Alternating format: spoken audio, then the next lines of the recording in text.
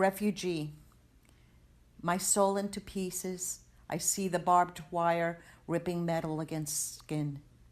Crying tears of blood, I hear gunshots in vacuumed silence of the gang's Salva Maratrucha.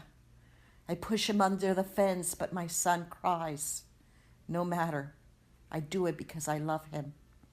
We walk, hours and hours on the rotted roads of the coyotes. Days, weeks, a month, hand in hand. We go sick, without eating, without drinking, without speaking, or when we speak, we do so crying, because there is nothing left for more. Where did my little son's childhood go? When did he lose it? Is it when he saw his uncle fall by a bullet meant for his mother? The eternity of hell has bridged our path, and so we cross the border, reaching the river. We travel in rafts. I am the walking dead with my little son in my arms. We give up in that land of darkness as we throw ourselves at their feet, the faceless border patrol. No image, no semblance. And I say, whispering, I am afraid. 2. I remember the black eyes of my brother, parted, glazed over, blood bursting his bowels. My grandmother screaming, run, girl, run. It is you they want. It is your sex, your power as a woman, your way of saying no. Still I hear the distant gunfire as I listen to the voice of my grandmother once again. Go with your child before they kill you, she says.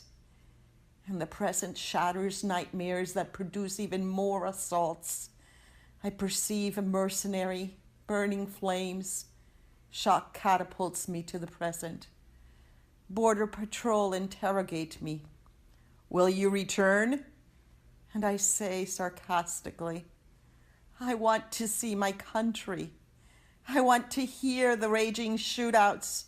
I want to see the madres assaulting one another. Kill, man, kill. I want to see my dear dead brother. I want to be my grandmother's star of light, crying, crying. I want to see the blood bedazzle the green of my rugged mountains, the stone of my pebbled streets, the river water flowing. But all is red, red, blood, blood, cry, cry. Run, girl, run. You are our only salvation. Take your son away. Deliver him from, this horror. So I hear that panicked voice, my grandmother's dreaded words, but I want never to remember. What is it, girl? Asks the agent, mean and foul. I am afraid, policeman, sir. I am afraid. But still, he does not want to hear. 3. He grabs me strongly with brute force, bashing us, this bully iceman. He knocks us down, thrashing, bellicose. My son falls from my protection, my trembling little boy. He drags us, this inhuman monster, forcing us toward the glaring lights, incandescent, blinding, their flare piercing round and round. He imprisons us as in an old dog catcher, screeching sirens, screaming, slatted with thick metal. Is this cop car made for dogs? But no. Cloaked in clothes drenched by an icy river and the key deception of that dwarfed hole to which the armed guards take us, we arrive at a bleak, sterile prison, insensible, aseptic, sanitized of all damned godliness. They freeze us both while we embrace each other, my little boy and me.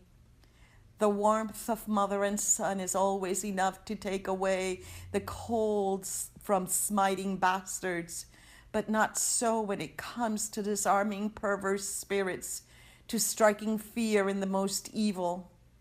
I huddle closely with my son, crying, crying. 4. We arrive to our cell with other mothers, other defenseless children. Oh, fluorescent lights wail both day and night. Meals reminisce disgust. There is no life beyond today.